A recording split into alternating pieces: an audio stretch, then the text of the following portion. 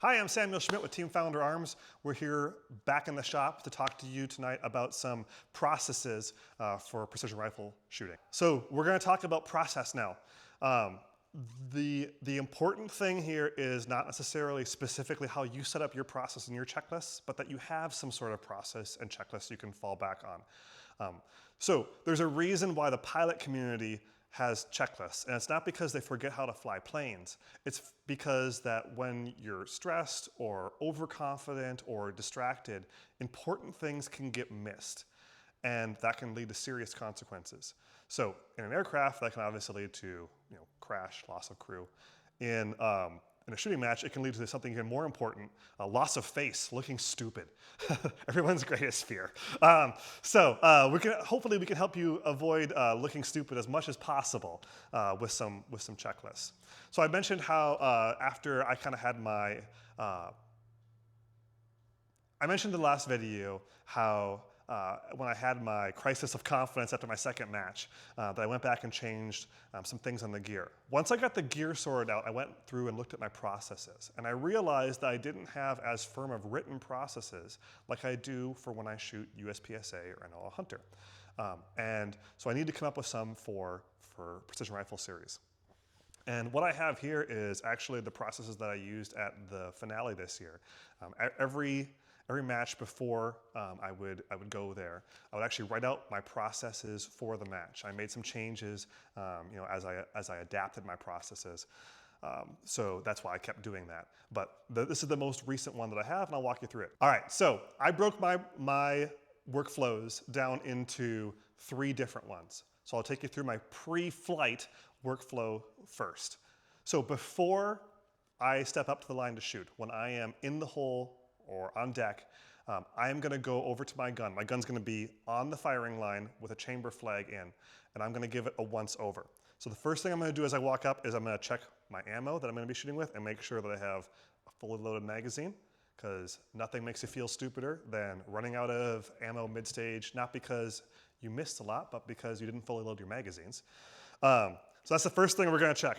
The next thing I'm going to check, even before I walk over to the gun, is which bag do I want to bring with for this stage. So some people run like dozens of bags. It's a bit of a meme in the PRS community. I have 2 that I've settled on. A full-size game changer with light fill and a medium game changer with heavy fill.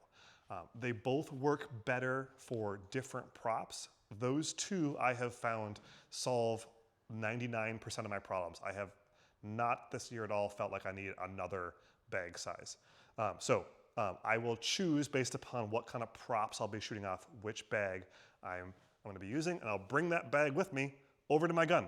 When I get to my gun, we're going to go over it from front to back to make sure it's ready for the stage. So I will I'll look at the props and what I'm going to be shooting off of, and if I'm going to be shooting off my bipod, I will set my bipod height to what I feel is going to be a good height, and I'll set where it's going to ride. So sometimes there are times where I will take the bipod off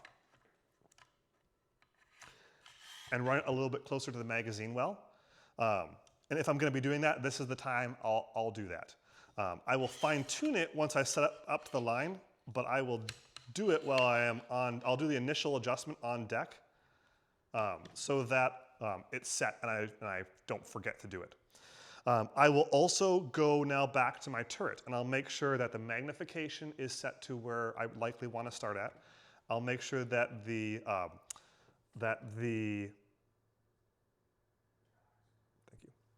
I'll make sure that the parallax is set to roughly where it will need to be. I'll fine tune it again when I get up there. And I'll make sure that the data for the first target is in the scope, and that the rest of the targets are notated somewhere. So if I'm running a board off the side of my turret, I'll have the other targets written on there, the engagement sequence with the data. What I started doing this year is running this like whiteboard tape on my turrets and then marking my turrets with colored markers, which is a great strategy if you're not colorblind. I am colorblind, so I need to be careful which shades I take. But I'll take like a blue and a black, and I'll mark my targets at different distances on my turret. So I don't need to be worrying about like an arm board or something at PRS where it's known distances. I can just twist my turret to the next mark. So I'll make sure that all of that is, I'll double check to make sure all that is good to go while I'm at the gun here. And then once I'm done with this, I will walk back to my binos and I will solidify my first wind call for the first target. So my initial wind call, I'll make sure I know what my wind bracket is. And what that is it basically says, if I am totally wrong on this first wind call, what's my fallback strategy? And so to come up with that, I will, my binos, I have a reticle in them. So I'll measure the targets with the reticle, and I will come up with a second wind call that is the same width as the target. There's no point if I'm shooting at a 0.5 wide target, and my first wind call is 0.2, to adjust to 0.4. I need to use the width of the target, the full width of the target, to adjust more aggressively. So I'll come up with that. I'll make sure I have that plan locked in. I generally have an initial strategy for that when the stage starts, but when I am in the hole or on deck, I'm making sure that I'm refining that because the wind conditions can change from when we walk up to the stage to when I'm actually up to shoot. Once I have that locked in, then I will sit back and look through my binos at the sequence of targets. So I'll take my binos and make sure I just kind of run through, hey, there's target 1, target 2, target 1, target 2, if it's 2-target engagement or whatever it is. And just get the images in my head so I know this is what it should look like. And then once that's done, until it's my turn to shoot, I will sit back there with my eyes closed and I will just mentally run the stage. So I'll pretend I'm walking up to the line, waiting for the beep, starting my timer, getting into the first position. I just lock that sequence in. One quick note on markers. So I got my 2 blue markers here. I have 2 different types of markers, a permanent marker and a wet erase that I use. You'll note that I do not have a dry erase marker, and that is because I started with dry erase markers, and sometimes when you're on the clock and frustrated as to why you're missing, instead of grabbing the turret by the metal part, you grab it by the whiteboard part. And what does a white erase marker do when you take your finger and rub it across it? Or a dry erase marker do? What does a dry erase marker do when you take your finger and rub it across it? It gets erased. And then you don't have your data and you get more frustrated. So use a wet erase marker when it's not raining and a permanent marker when it is raining if you're going to be using this strategy. Pro tip. All right, so that's the pre-flight checklist. After we start the stage and the start timer happens, I start my timer and I start moving towards the first barricade. I am onto what I call my flight checklist, okay? So now I have another checklist. First thing here is I'm going to look at the target and I'm going to index my body to the target, okay? So I am facing the target, I am looking at the target as I set my gun down. That will help me get into a good natural point of aim position so that my body isn't canted off target and I'm looking for the target and my wobble zone is all over the place. It will just solve a lot of problems for myself if I am looking at the target and setting my gun down, looking over my gun at the target as my first checklist. The second thing is I'm going to, before I go into glass, make sure, again, that my scope data is correct. The reason why I have that here is that as I go to the next target, I'm going to make sure that I've changed the data.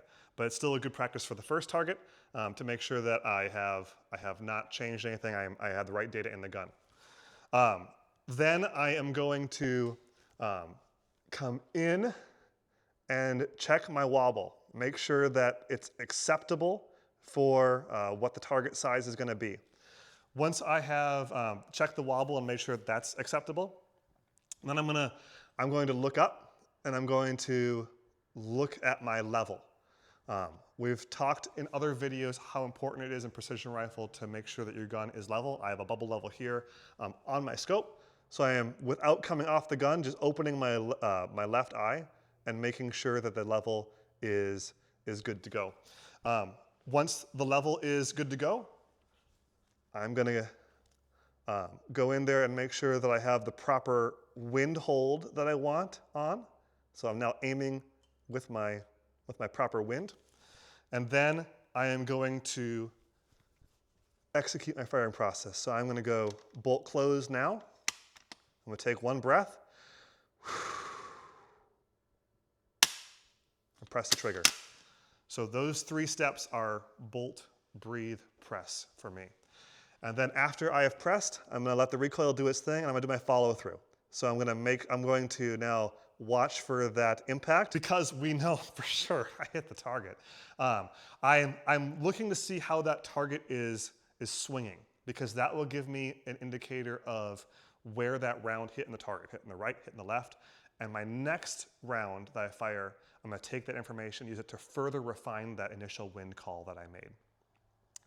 If something weird happens, a wind gusts up, something bizarre happens where for some reason the round doesn't impact, which never, ever happens for me.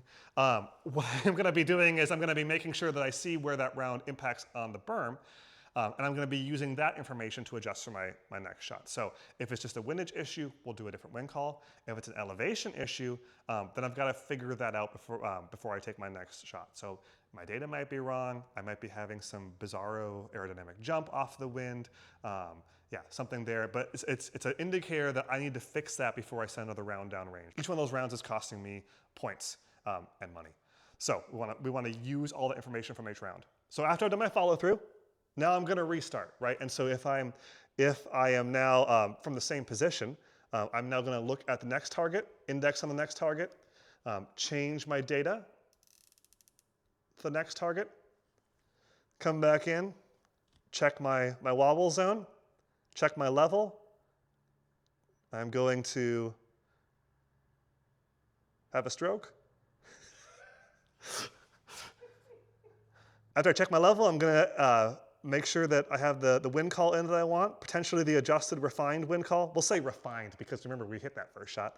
The refined wind call for the next shot, and then once I'm comfortable with it, I'm gonna do my breathe, bolt, press, or bolt, breathe, press.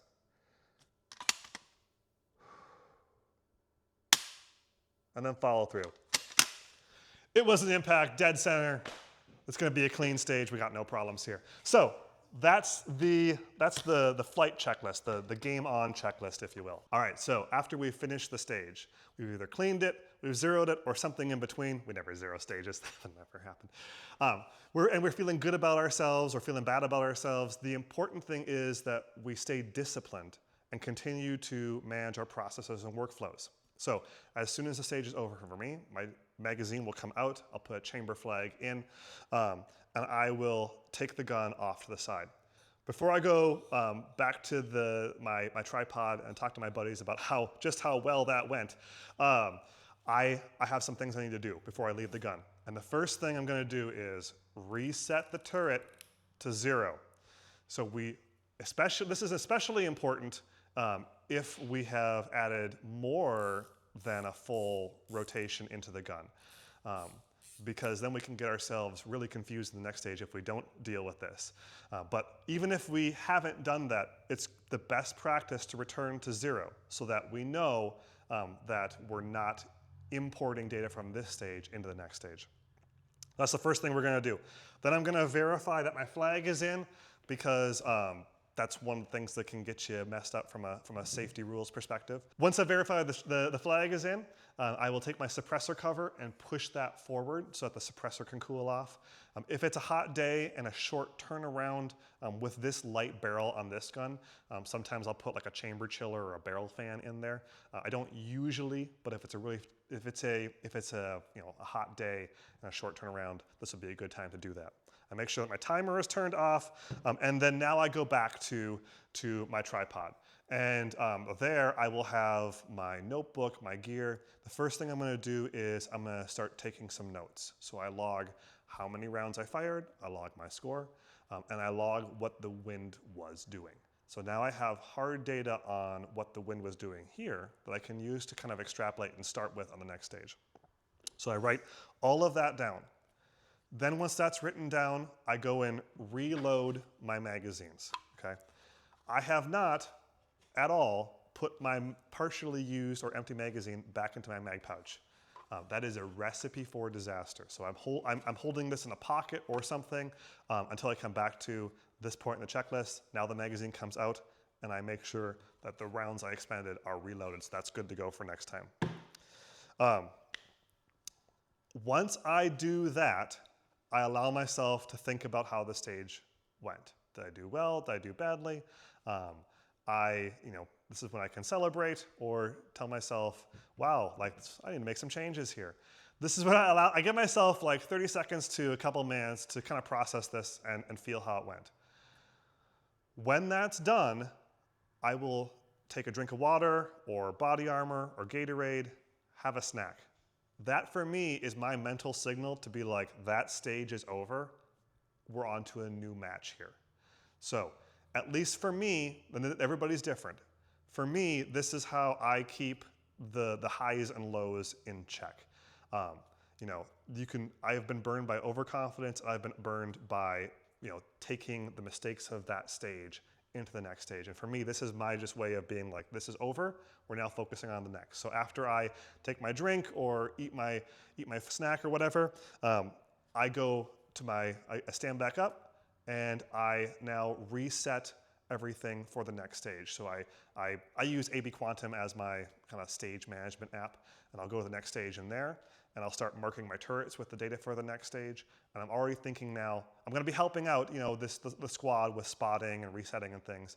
But what I'm spending my mental energy on is not how that went, but what my plan is for the next one. And that's kind of the post-flight checklist. All right, so that's my routine. Now, I have been accused of having a, quote, autistic little routine at matches. And to those accusations, I say, absolutely yes. That is totally true, but it is what works for me. Again, I am not saying that you should have this specific routine. It's going to vary. Even if the routine works for me, this only works for me at PRS matches, right? I have a different routine for Interval Hunter matches.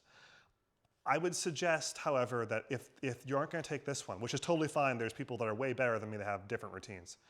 But it's important that you have some sort of routine because if you haven't shot a match before, you'll be surprised how much anxiety you get about looking cool in front of the guys, right? Like, we're not winning trucks at most matches unless you're shooting the AG Cup, which I certainly am not. But the social pressure of not wanting to look stupid is what has caused men to do both really cool and really stupid things all throughout history. So it's a real thing, right? And so this is one of the ways that you can help manage that. Lanny Bashan, who is an Olympic gold medalist in rifle shooting, wrote a book called With Winning in Mind. And this is none of this is unique to me, but he talks about how important having a process is and going back to that process. When you're in some sort of intense situation where you have to perform under some sort of perceived pressure, right? A match is not a gunfight, but people still get anxious about looking stupid in front of their friends. So hopefully this is helpful for you. Drop in your comment in the comments below if you have a routine or workflow that's worked for you, or if you have any questions, or if you think some things that I should change and do differently. Be happy to hear it. I'm Samuel Schmitt with Team Founder Arms. See you on the range.